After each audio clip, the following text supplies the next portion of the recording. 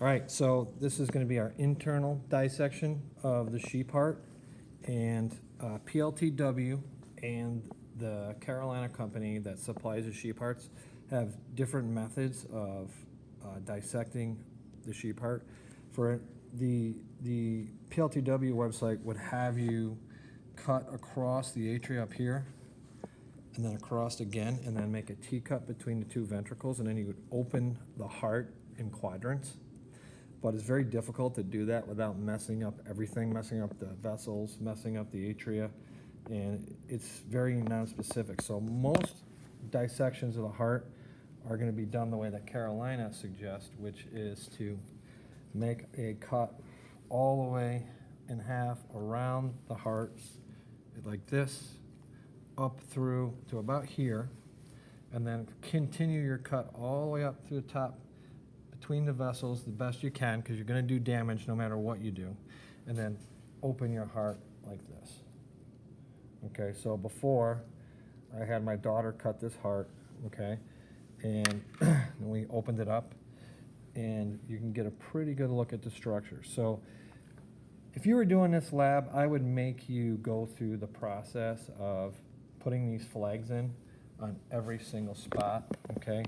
So, but what I'm going to try to do is point out the stuff that's new on the inside that you had to know, and then we'll do a little tour of the heart via blood flow. All right, so we'll start with the new stuff. So down here, you can see right here, these tendenae things. These are your Chordae Tendenae, okay, and they're attached to this papillary muscle. Okay, so those are the two of the things that are new.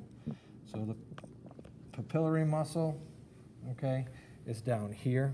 It's very firm, it's very strong. It's attached directly to the Chordae Tendenae. On the other end of these things, but that separate the ventricles from the atrium, are your valves. So with the left ventricle, okay, this is your left ventricle here. This is your left ventricle over here. You can also see the Chordae Tendenae. This looks like it's a valve, but it's actually not. We'll talk about that. That's actually the path to the aorta. Because now that this is splayed open pretty good, here are the auricles up here. You can see this up here in this area is where the actual atrium is. And so this is your left atrium up here. And then again, here are the auricles. And the auricles, again, they're protective, but they're also like an inflation bag for blood. So they help the atria expand when it needs to take in more blood, as in when your heart rate rises and your heart's under stress.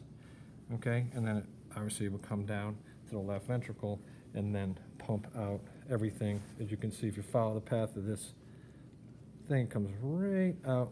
Well, this time it came out the brachiocephalic artery of the aorta, but it could also come out the aorta as well. So don't get fooled. That's not the actual valve, okay? So the valve that's in your left ventricle, which is the thicker, the stronger side of your heart, that one is your actual bicuspid valve or mitral valve. That's the one that separates, okay? And you can see these tendenae go right up and they attach right to the valve, right here. And it's kind of cut into pieces. It's a leafy thing, okay? And obviously it opens and closes and serves the function not to get backflow into the atrium from the ventricle. So once blood flows down into the ventricle to get pumped out to the body, we don't want any backflow. All right, so here on the right side, same thing. We open this ventricle up a little bit. You can see connections right here, Chordae Tendenae. This valve is actually not in bad shape. This is your tricuspid valve, okay? It's your tricuspid valve right here. Close off to this atrium up here. You can see again, here's your auricles up here. You can see that it opens. There's plenty of space in there for blood. And those are the new things that you had to recognize when you did the internal dissection. So again, papillary muscle, papillary if you want to call it that, Chordae Tendenae, very defined, very stringy, almost like fishing line. Your two valves, this one's crushed pretty good. You can't really tell. This one's it's been sliced pretty good. And then on this side, same thing, just locate them, attach this papillary muscle right here. My thumb in the way, Cara? No. Okay.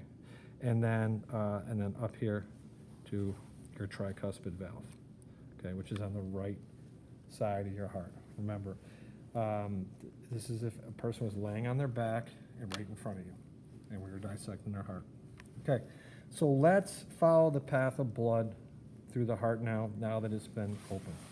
So we know that blood enters starting from the body. So the body has used the oxygen that's in the blood, and your blood needs to be reoxygenated and sent back out to the body so you can continue regular use and cellular respiration and all those good things that come along with living. Okay, so the blood comes in through into the atrium, and you can see there's two vessels here. This vena cava, crushed pretty good, would enter into your atrium. And then through the back, on this side, this one's actually still in pretty good shape. Here's your inferior vena cava. So if I probe through there, we're going to get into that atrium, which is pretty good. Okay, and get up into that atrium. So there it is.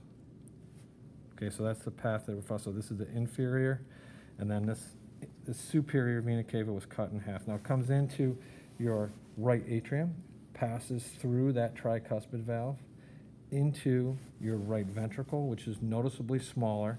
And again, PLTW would have you measure the width of this wall against the width of this wall, and also measure the width of the atrium walls. So it's clear that this right ventricle width and strength of this wall, especially as a maximum, much bigger than, and clearly bigger than the width of an atrium wall. Okay, and then obviously the left ventricle is bigger than that. All right, so once it leaves, now we've had blood come in through the vena cavas, all right, into that right atrium, past the tricuspid valve, into the right ventricle. It's going to exit the right ventricle out through the pulmonary artery, okay? So I know this one's the pulmonary artery. The only way for me to get to it is come in this way, because it goes all the way around the backside of this heart. So if I follow this all the way around, okay, it will come out into the ventricles, and now you can see. So blood would flow out the back through here and all the way up and through, and without hopefully penetrating and breaking this artery, we go right out this pulmonary artery. So blood will flow right out the back. So now right ventricle, out the pulmonary artery, out to the lungs, where we know we're gonna get some oxygen. It's gonna come back to the left side of the heart, okay, which is on the outsides because we cut it this way. And again, you can see the auricles here that are prominent around the left atrium. And they come in through the pulmonary vein. Now on this heart, the pulmonary vein was severed right here, and it's surrounded by fat. So, but obviously, you can see if blood enters from the lungs through the pulmonary vein, it goes straight into this atrium. It's your left atrium up here. Okay, and then through the left atrium goes down through the mitral or bicuspid valve, down into the left ventricle, more pronounced on this side than it is over here. Okay, so you can see the hole or the space that blood would be pumped into. And then again over here, it's much bigger. And then it would exit the heart through the main vessels that carry blood to your body.